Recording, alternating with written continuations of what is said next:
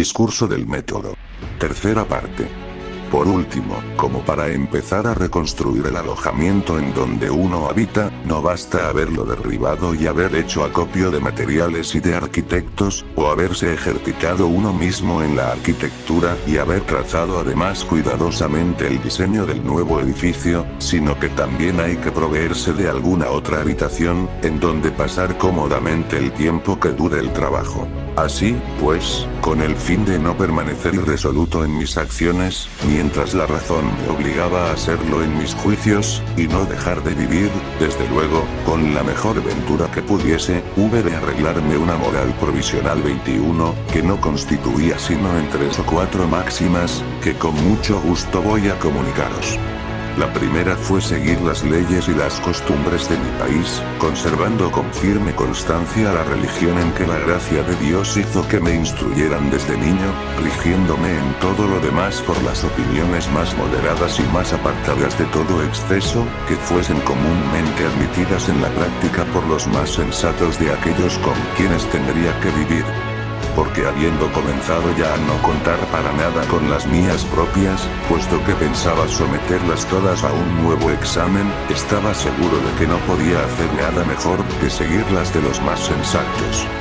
Y aun cuando entre los persas y los chinos hay quizá hombres tan sensatos como entre nosotros, parecíame que lo más útil era acomodarme a aquellos con quienes tendría que vivir, y que para saber cuáles eran sus verdaderas opiniones, debía fijarme más bien en lo que hacían que en lo que decían, no solo porque, dada la corrupción de nuestras costumbres, hay pocas personas que consientan en decir lo que creen, sino también porque muchas lo ignoran, pues el acto del pensamiento por el cual uno cree una cosa, es diferente de aquel otro por el cual uno conoce que la cree, y por lo tanto muchas veces se encuentra aquel sin este.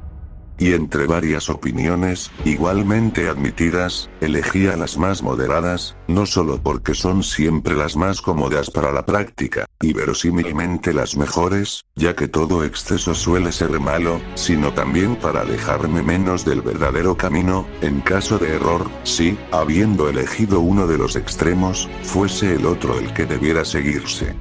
Y en particular consideraba yo como un exceso toda promesa por la cual se enajena una parte de la propia libertad. No que yo desaprobase las leyes que, para poner remedio a la inconstancia de los espíritus débiles, permiten cuando se tiene algún designio bueno, o incluso para la seguridad del comercio, en designios indiferentes, hacer votos o contratos obligándose a perseverancia. Pero como no veía en el mundo cosa alguna que permaneciera siempre en el mismo estado, y como, en lo que a mí se refiere, esperaba perfeccionar más y más mis juicios, no empeorarlos, hubiera yo creído cometer una grave falta contra el buen sentido si, por solo el hecho de aprobar por entonces alguna cosa, me obligaría a tenerla también por buena más tarde, habiendo ella acaso dejado de serlo, o habiendo yo dejado de estimarla como tal.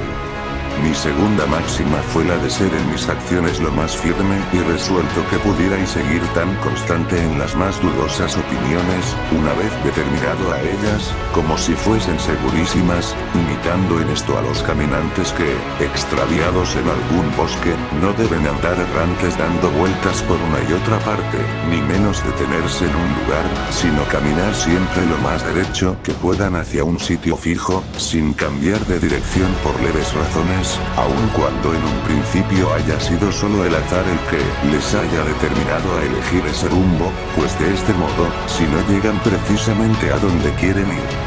por lo menos acabarán por llegar a alguna parte, en donde es de pensar que estarán mejor que no en medio del bosque. Y así.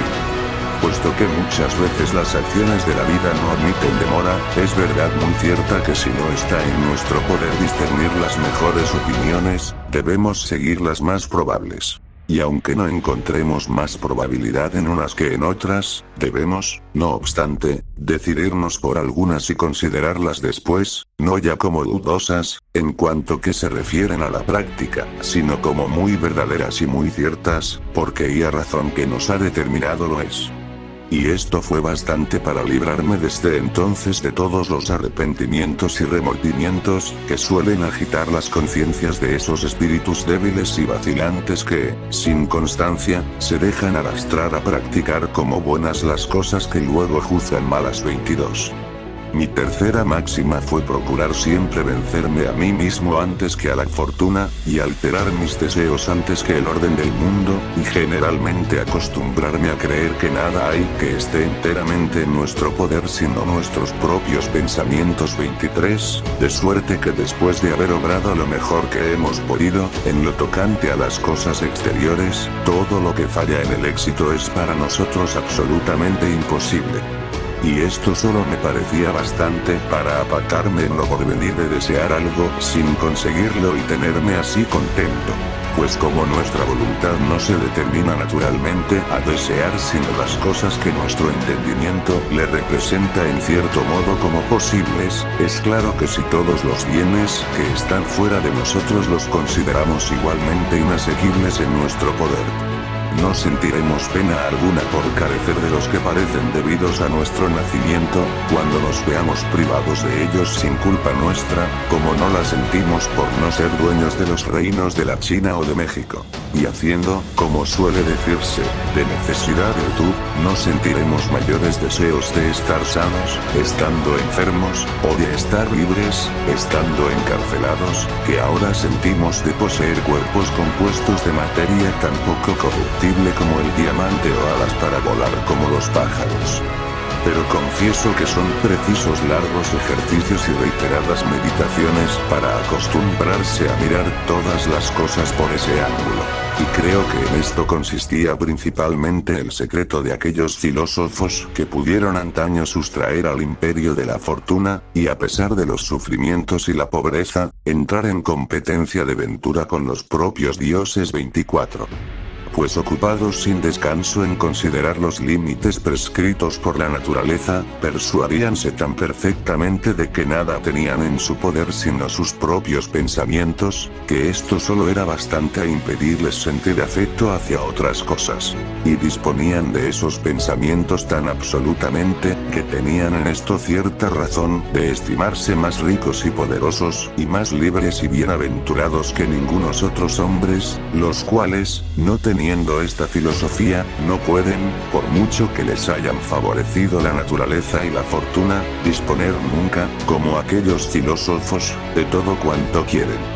En fin, como conclusión de esta moral, ocurrióseme considerar, una por una, las diferentes ocupaciones a que los hombres dedican su vida, para procurar elegir la mejor. Y sin querer decir nada de las de los demás, pensé que no podía hacer nada mejor que seguir en la misma que tenía. Es decir, aplicar mi vida entera al cultivo de mi razón y a adelantar cuanto pudiera en el conocimiento de la verdad, según el método que me había prescrito.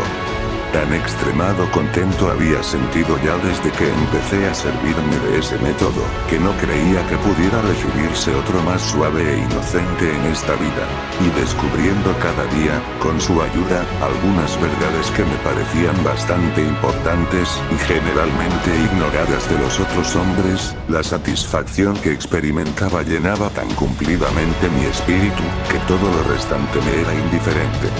Además, las tres máximas anteriores fundándose solo en el propósito, que yo abrigaba, de continuar instruyéndome. Pues habiendo dado Dios a cada hombre alguna luz con que discernir lo verdadero de lo falso, no hubiera yo creído que debía contentarme un solo momento con las opiniones ajenas, de no haberme propuesto usar de mi propio juicio para examinarlas cuando fuera tiempo. Y no hubiera podido librarme de escrúpulos, al seguirlas, si no hubiese esperado aprovechar todas las ocasiones para encontrar otras mejores, dado caso que las hubiese. Y, por último, no habría sabido limitar mis deseos y estar contento, si no hubiese seguido un camino por donde, al mismo tiempo que asegurarme la adquisición de todos los conocimientos que yo pudiera, pensaba también por el mismo modo llegar a adquirir todos los verdaderos bienes que estuviesen en mi poder. pues no determinándose nuestra voluntad a seguir o a evitar cosa alguna, sino porque nuestro entendimiento se la representa como buena o mala, basta juzgar bien para obrar bien. 25, y juzgar lo mejor que se pueda, para obrar también lo mejor que se pueda. Es decir, para adquirir todas las virtudes y con ellas cuantos bienes puedan lograrse. Y cuando uno tiene la certidumbre de que ello es así, no puede por menos de estar contento. Habiéndome, pues, afirmado en estas máximas, las cuales puse aparte juntamente con las verdades de la fe, que siempre han sido las primeras en mi creencia, pensé que de todas mis otras opiniones podía libremente empezar a deshacerme, y como esperaba conseguirlo mejor conversando con los hombres que permaneciendo por más tiempo encerrado en el cuarto en donde había meditado todos esos pensamientos, proseguí mi viaje antes de que el invierno estuviera del todo terminado.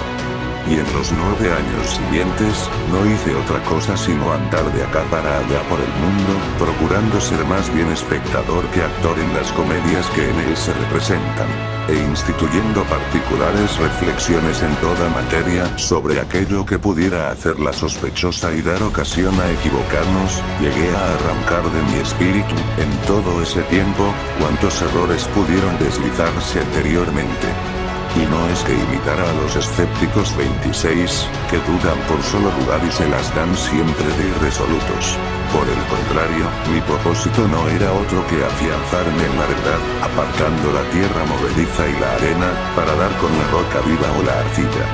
Lo cual, a mi parecer, conseguía bastante bien. Tanto que, tratando de descubrir la falsedad o la incertidumbre de las proposiciones que examinaba, no mediante endebles conjeturas, sino por razonamientos claros y seguros, no encontraba ninguna tan dudosa que no pudiera sacar de ella alguna conclusión bastante cierta, aunque solo fuese la de que no contenía nada cierto. Y así como al derribar una casa vieja suelen guardarse los materiales, que sirven para reconstruir la nueva, así también al destruir todas aquellas mis opiniones que juzgaba infundadas, hacía yo varias observaciones y adquiría experiencias que me han servido después para establecer otras más ciertas. Y además seguía ejercitándome en el método que me había prescrito. Pues sin contar con que cuidaba muy bien de conducir generalmente mis pensamientos, según las citadas reglas, dedicaba de cuando en cuando algunas horas a practicarlas, particularmente en dificultades de matemáticas, o también en algunas otras que podía hacer casi semejantes a las de las matemáticas, desligándolas de los principios de las otras ciencias, que no me parecían bastante firmes. Todo esto puede verse en varias cuestiones que van explicadas en este mismo volumen 27.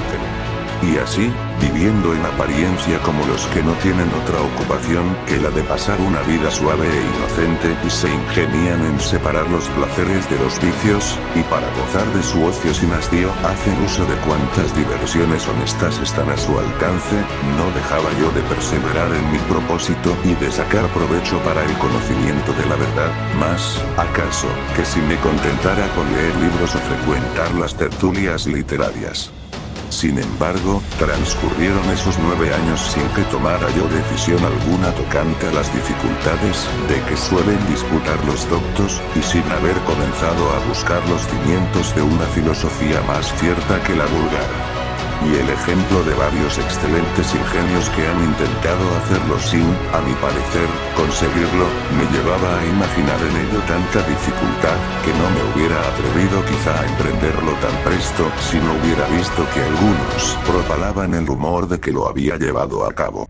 No me es posible decir qué fundamentos tendrían para emitir tal opinión. Y si en algo he contribuido a ella, por mis dichos, debe de haber sido por haber confesado mi ignorancia con más candor que suelen hacerlo los que han estudiado un poco, y acaso también por haber dado a conocer las razones que tenía para dudar de muchas cosas que los demás consideran ciertas, mas no porque me haya preciado de poseer doctrina alguna.